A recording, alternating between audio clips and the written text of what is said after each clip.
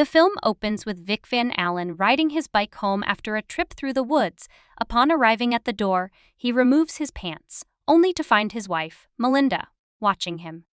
Vic and Melinda have a daughter named Trixie, and they reside in Louisiana. They attend a party with their friends, including Vic's pals Grant and Jonas. At the gathering, Melinda becomes involved with a musician named Joel Dash, and Vic observes them sharing a passionate kiss outdoors. He engages in a conversation with another friend, Mary, who expresses concerns about Melinda's involvement with another man. However, Vic dismisses her worries, claiming it doesn't bother him. He joins Melinda as she plays a song on the piano while inebriated. Joel approaches Vic for a chat, and when they're alone in the kitchen, Vic casually mentions another friend of Melinda's, Martin McCrea, who mysteriously disappeared a month earlier.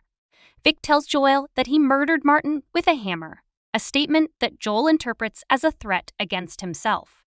The joke about Vic killing Martin spreads through the neighborhood, although VC insists he never intended to threaten Joel. What their friends and neighbors are unaware of is the personal arrangement between Vic and Melinda. They acknowledge the absence of love in their marriage, so Vic permits Melinda to have affairs as long as she doesn't leave him and Trixie to avoid divorce. Joel, planning to move over the weekend, is invited to dinner by Melinda in an attempt to reconcile with Vi. The dinner is awkward, and after Vic puts Trixie to bed, Melinda confesses that she doesn't like Joel. At another party, the Van Allens meet a couple, Dawn and Kelly Wilson. Dawn is an author, and Vic tells him he works for a magazine publication company. Dawn brings up the rumor about Vic killing Martin, sparking Vic's interest. Vic later dances with Kelly while Melinda watches. The topic comes up again during the ride home, igniting their passion for each other. While attending one of Trixie's soccer games, Vic receives a phone call about a payment made by Melinda to a piano teacher named Charlie Daly. Vic follows Charlie and listens to him play at a lounge. Observing Charlie's youthful charm, Vic suspects that Melinda is secretly involved with him. Later that night, news breaks that Martin's body has been discovered with a fatal gunshot wound to the head. Steve and Melinda attend a pool party at Jonas's house along with their friends, including Charlie. Melinda introduces Charlie to Vic as her piano teacher, with Charlie unaware of their previous encounter at his lounge.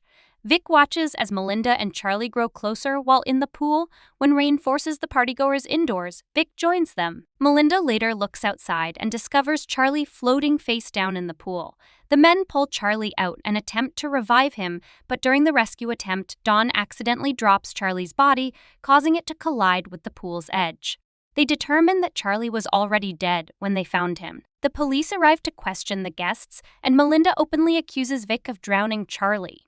However, Vic denies the accusation, and the police do not detain him for further questioning. In response to the incident, Melinda collaborates with Dawn to hire a private investigator named David Risigliani to trail Vic. David quickly becomes suspicious of their motives and confronts Dawn at his home in front of Kelly and their daughter. Meanwhile, Vic notices that Melinda is rekindling her relationship with her college boyfriend, Tony Cameron.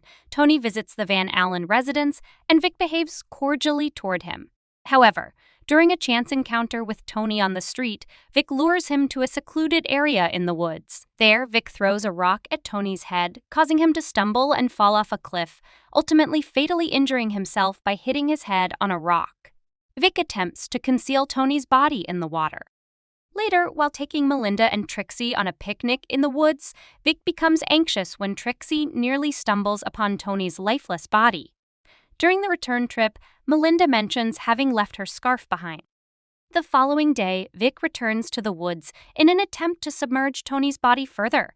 However, Dawn arrives in the vicinity, and just as Vic is about to dispose of him, Dawn spots Tony's arm protruding from the water. Dawn attempts to drive away, but Vic gives chase on his bike. Vic takes a shortcut, but loses control of his bike, tumbling to the ground. Dawn, swerving to avoid hitting Vic, drives down a steep hill and crashes his car, resulting in his death. Vic returns home to Melinda, who reveals that she found Tony's belongings but assures Vic that she won't divulge any information. Later, she is seen burning Tony's identification.